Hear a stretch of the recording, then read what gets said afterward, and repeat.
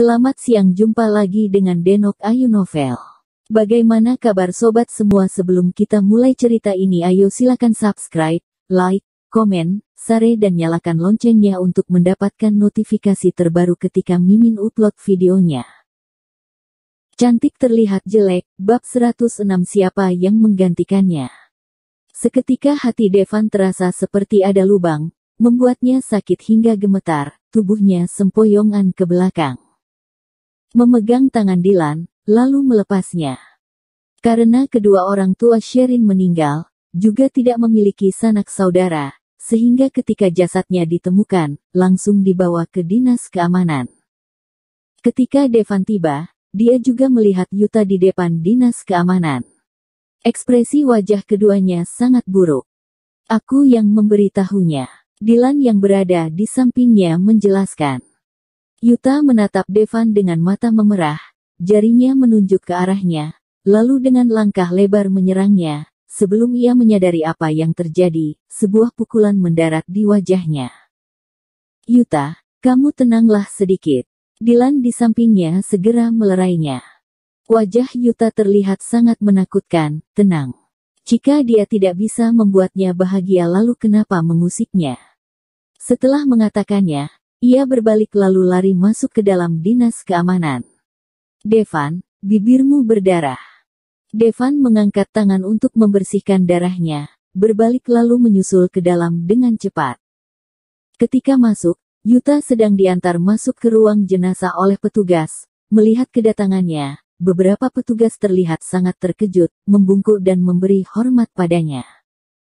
Setelah berjalan masuk ke dalam, dua orang di kanan dan kiri, melihat jenazah yang terbaring di depan yang tertutup kain putih, tidak ada seorang pun yang memiliki keberanian untuk membuka kain putih itu. Seorang petugas yang mengenakan seragam, mengira mereka tidak ingin melakukannya sendiri, maju untuk membuka kain putih jenazah. Tubuh Devan yang tinggi dan gagah seketika membeku, hatinya seperti disumbat oleh sesuatu yang kuat. Dilan melihat kedua tangan yang terkulai lemas di kedua sisi tubuhnya, tangannya mengepal erat, darah segar menetes keluar setetes demi setetes. Dan mata Yuta yang berdiri di sampingnya sudah memerah menahan air mata. Ketika matanya melihat ke arah telinganya, ada rasa curiga. Telinga Clover sangat kecil, namun telinga wanita ini berdaging, dan juga tahi lalatnya tidak ada. Dia terkejut, instingnya mengatakan kalau wanita yang meninggal ini bukan Clover. Dia mendekati jasad itu, menunduk untuk melihat lebih jelas. Sherin adalah seorang wanita yang selalu berdandan tebal. Melihat dari dekat, sedikit banyak akan terlihat bekas make up di wajahnya, namun di wajah wanita ini bahkan foundation wajah saja tidak ada. Setelah penemuan ini, bulu kuduknya berdiri. Siapa ini? Kenapa harus menyamar menjadi Sherin dan mati di sini? Namun bagaimanapun ia merasa lega. Dia sudah tahu, berdasarkan sifat Clover bagaimana mungkin memilih jalan bunuh diri. Namun situasi di depannya membuatnya sangat marah.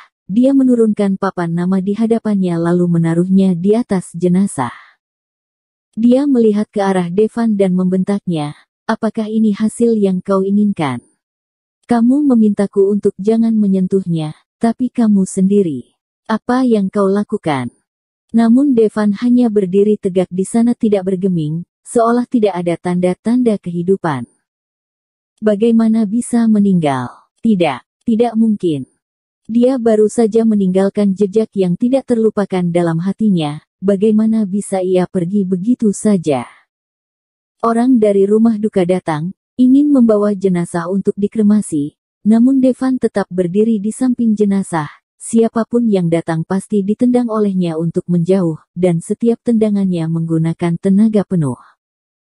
Petugas di Departemen Keamanan merupakan orang-orang terlatih, namun menghadapi Devan mereka tidak berani melawan. Hari ketiga, petugas di Departemen Keamanan benar-benar sudah kehabisan akal, sehingga menelepon Yuta. Manajer Yuta, tolonglah Anda nasihati, suasana semakin memanas, kasihan jenazahnya, sebaiknya dikremasi secepatnya. Bagaimanapun ini bukan tempat untuk menyimpan jenazah, sebuah jenazah teronggok di sini benar-benar menyulitkan mereka, namun tidak ada yang berani menasihati Devan, hanya bisa meminta bantuan kepada Yuta. Ketika Yuta tiba, ruangan yang sama, Devan masih mengenakan pakaian yang sama, mata yang sudah beberapa hari tidak dipejamkan, penuh dengan urat merah, tatapan matanya kosong lurus ke depan. Orang yang sudah mati tidak bisa hidup kembali, meskipun kamu begadang sampai mati di sini, dia juga tidak akan hidup kembali. Melihat Devan yang seperti ini, Yuta ingin sekali mengatakan yang sebenarnya. Namun beberapa hari ini ia mengerti beberapa hal dari Dylan. Menurutnya, jika Sherin memilih untuk pergi, tentu saja ia sudah memutuskan untuk membuat Devan tidak dapat menemukannya. Kalau begitu, akhir seperti inilah yang terbaik.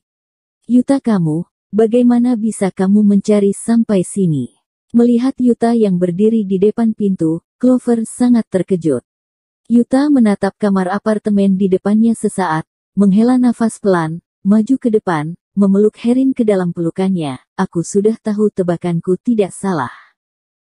Setelah mengatakannya, ia melepaskannya, lalu mengeluarkan handphone dari dalam kantongnya dan menyerahkannya pada Clover. Clover, Sherin sudah meninggal. Clover mengangkat alis, menatap Yuta dengan tatapan bingung, menerima handphone yang ada di tangannya, melihat gambar di dalamnya. Devan berdiri di dalam sebuah kamar, di sampingnya ada sebuah ranjang, di atas ranjang terbaring seseorang yang tertutup kain putih. Ada apa? Wanita yang berbaring di atas ranjang memiliki wajah yang mirip dengan Sherin. Kau, apa yang kau katakan? Awalnya Clover setengah bersandar pada bangku, mendengar apa yang Yuta katakan, Clover tersentak kaget sehingga kursi di belakangnya terjatuh. Kebetulan wanita ini meninggal di toilet kereta yang kamu naiki, ia bunuh diri dengan memotong urat nadinya. Yuta sengaja berkata dengan nada tenang, masalah ini tidak mudah, namun ia tidak ingin membuat Clover merasa terlalu bersalah.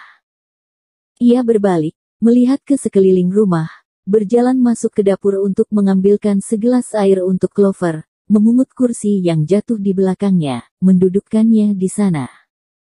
Sudahlah. Sebaiknya aku menelepon kakak sepupu untuk membicarakan hal berikutnya, memintanya untuk lebih berhati-hati pada orang yang berada di sampingnya, dan beberapa hari ini, dia benar-benar sangat menderita. Tiba-tiba Clover tersadar, berdiri lalu merebut kembali handphone di tangannya. Jangan beritahu dia, lebih baik menderita sekarang, biarkan ia mengira aku telah mati, ada baiknya juga. Paling tidak kelak dia tidak akan terus mengingat. Lama-kelamaan, dia menghentikan ucapannya, menggigit bibirnya, lama-kelamaan dia akan lupa.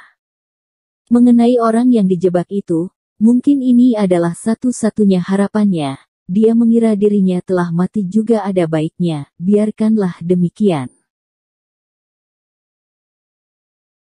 Bersambung. Terima kasih kepada kalian yang telah menonton video ini. Jangan lupa tekan tombol subscribe-nya dan nyalakan notifikasinya untuk mendapatkan video-video seru lainnya dari Denok Ayu Novel.